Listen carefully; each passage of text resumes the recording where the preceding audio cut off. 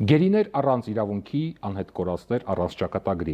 Ինչ է կատարվում Երևանի ու Բաքվի միջև, այսպես ասած, խաղաղության պայմաններում։ Մեզ հետ իրավապաշտպան Աննա Մելիքյանն է, շնորհակալություն հրավերը ընդունելու համար։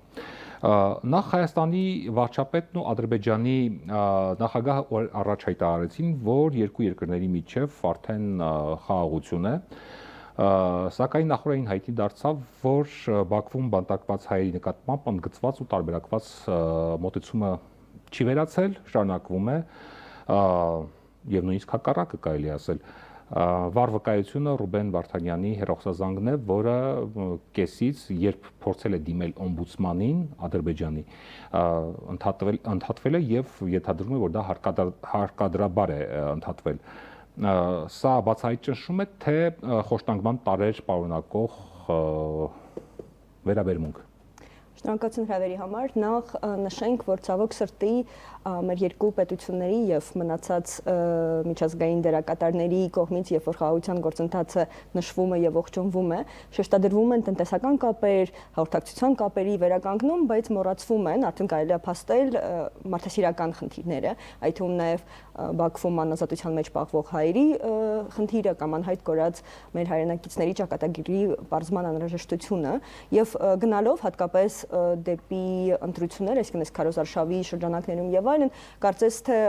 այս հարցերը ոչ միայն երկրորդ, այլ երևի վերջին պլան են մղվում, շեշտադրվելով եւ ողջունելով եւ հիացմունք հայտնելով տնտեսական կապերի վերականգնման առումով։ Սա իրականում շատ ցավալի է, որովհետեւ բոլորս պետք է վստահ մշտապես լինենք, որ մեր կառավարությունը, մեր պետությունը միշտ մեր իրավունքների եւ մեր մեջքին կանգնած է, այսինքն անկախ նրանից, թե այլ շահեր, այդ թվում նաեւ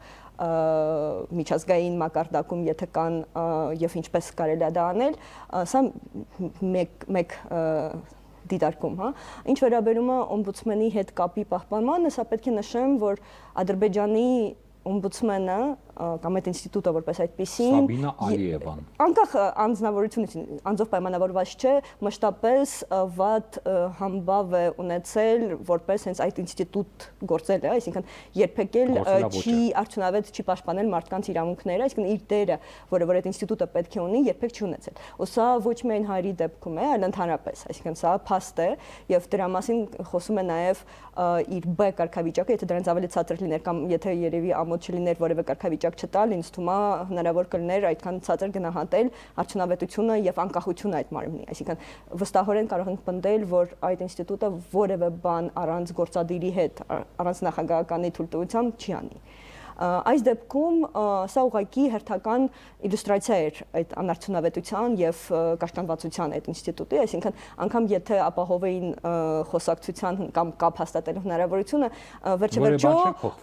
իրավունքների ապահովման իմաստով վստահ եմ, որ բան չէր փոխվի, բայց սա իրականում հերթական անգամ մեզ բոլորիս համար ցուցիչ էր, որ անգամ այդ տարական թեկուզ եւ արհեստական կամ ձևական, ասենք, մեխանիզմները չեն ուզում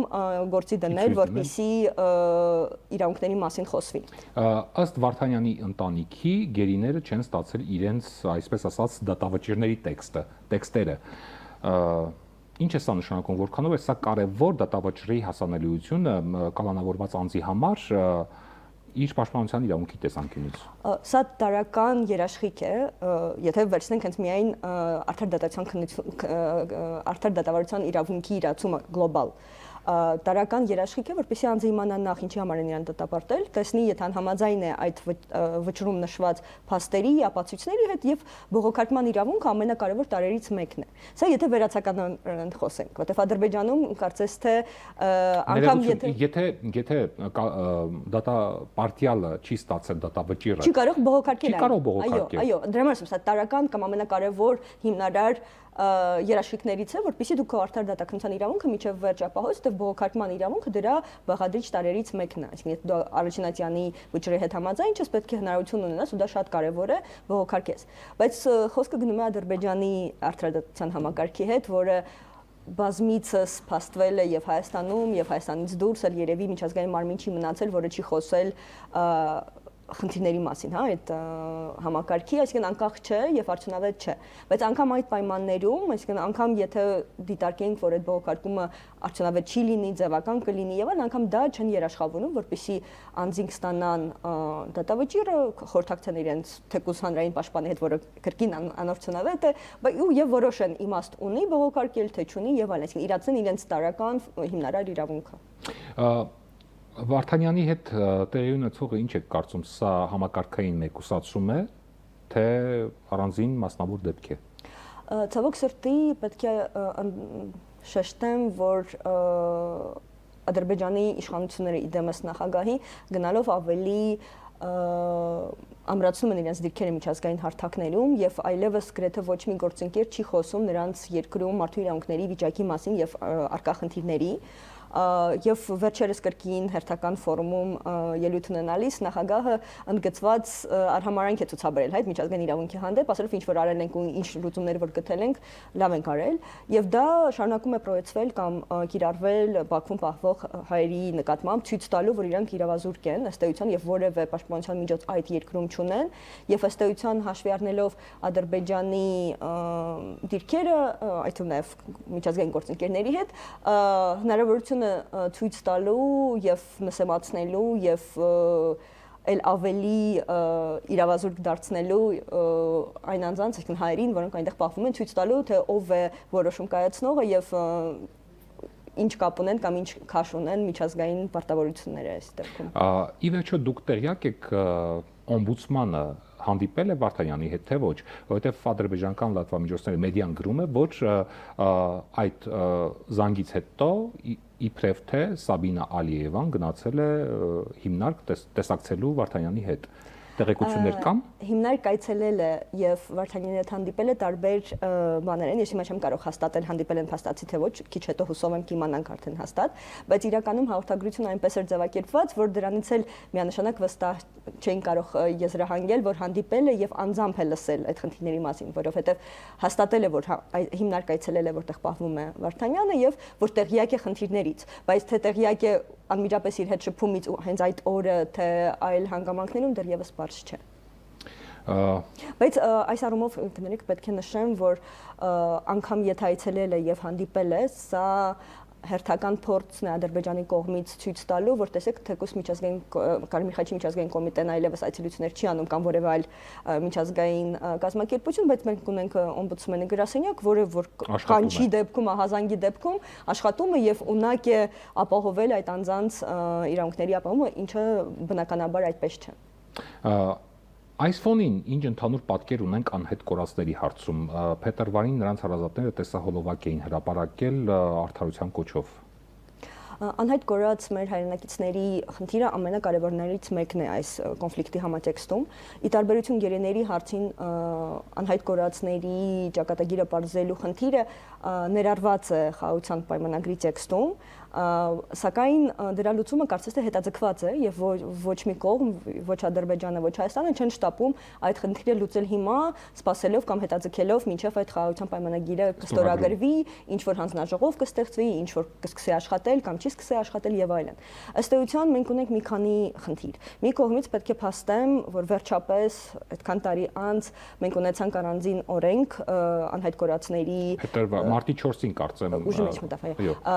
վերջապես ունեցանք այդ օրենքը, թեև իդեալական չէ, բայց գոնե առաջինն է տեքստը, որի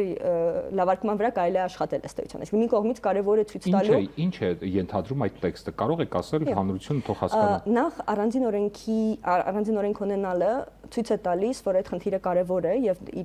այդ խնդիրը կարգավորելու, այդ նաև ընտանիքների իրավունքները ապահովելու համար ավելի կենտրոնացված ուշադրություն է լինելու, որովհետև մինչ այժմ մենք ունենք պատրվարկային ինչ որ էպիզոդային լուծումներ, կառավարության որոշման ինչ որ մակարդակում, որը տարբերվում էր նայած թե որ ժամանակաշրջանում է անհայտ կորել եւ այլն, ու ընտանիքները բախվում են բազմաթիվ խնդիրների, ոչ միայն սոցիալական առումով, այլ հենց տեղեկություն ստանալու, որովհետև ամենակարևոր իրավունքներից մեկը, որը անհայտ կորածի ընտանիքը ունի, դա տեղեկացված լինելու այդ անձի ճակատագրի եւ գտնվելու վայրի մասին եւ պետությունը ինչ է անում, որպեսզի դա բարձի եւ բացահայտի։ Եվ ամենամեծ խնդիրը, ու ինչու մենք ունեցանք վերջերս հատկապես վերջի ամիսներին մի քանի ցույցեր, այդպես բողոքի ակցիաներ եւ այլն, դա հենց պետական մարմինների, իրավասու մարմինների ոչ պրոակտիվ կամ ոչ adekvat հաղորդակցություն այդ ընտանիքների հետ եւ միգուցե ոչ թափանցիկ հենց արդյունքում ստացվում է ոչ թափանցիկ, այսինքն ընտանիքը չգիտի, արվում է որևէ բան, չի արվում, արդյոք լավագույնն է կամ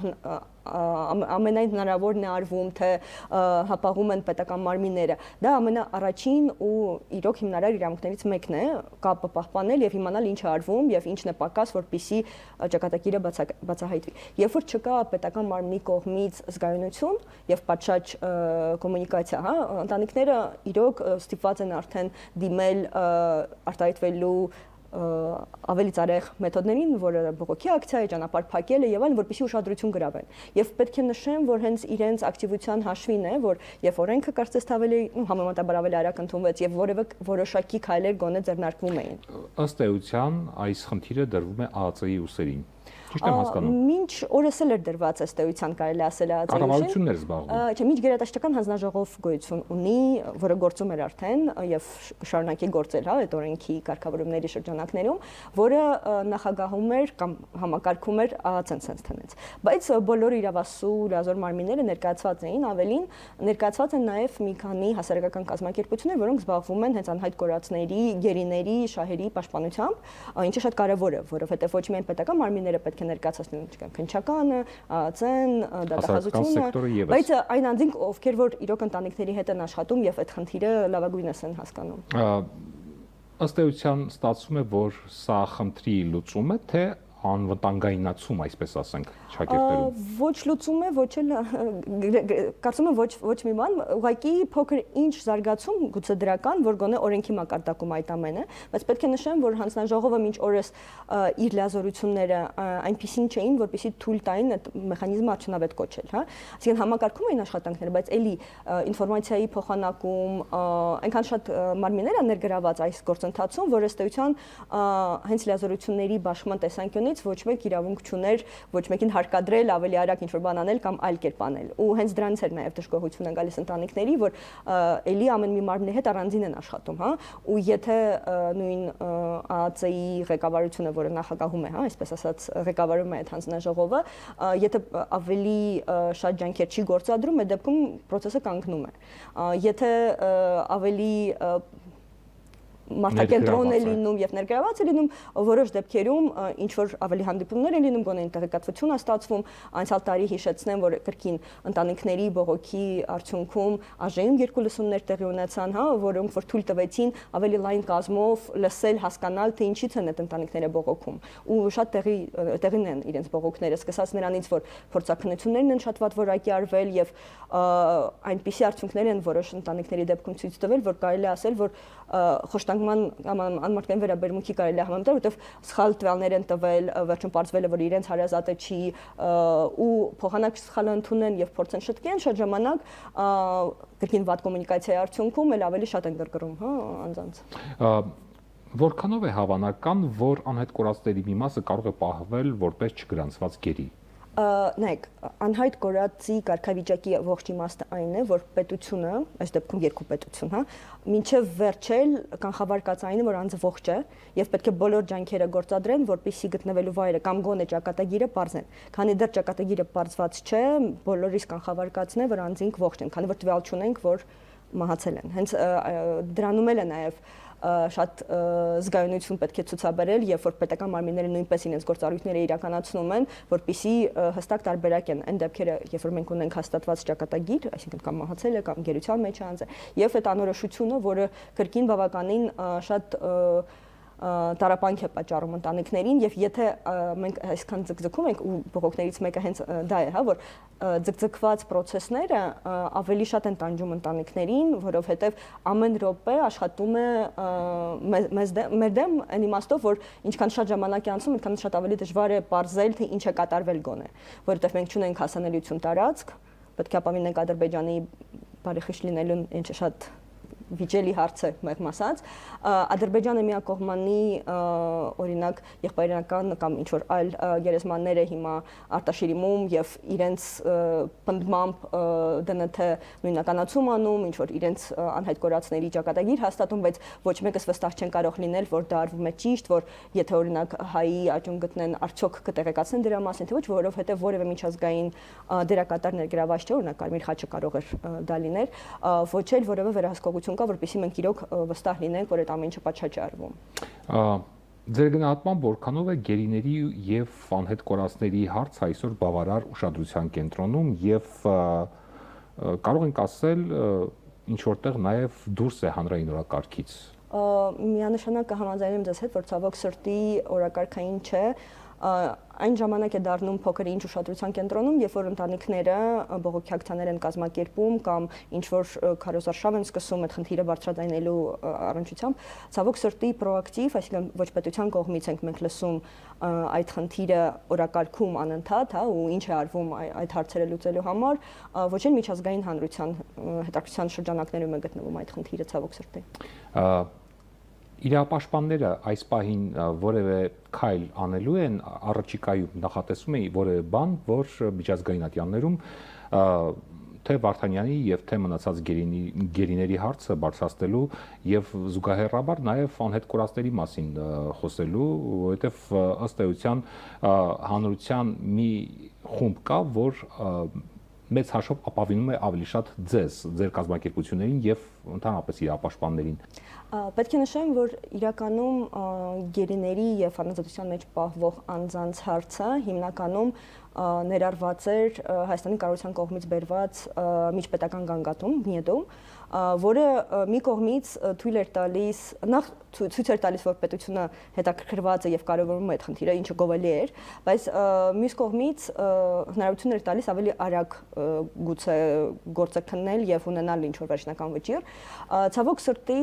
արդեն 2 տարի, բայց անցյալ տարվանից ավելի հստակ Հայաստանի կառավարությունը, երբ որ հենց այս օրերին էր, երբ որ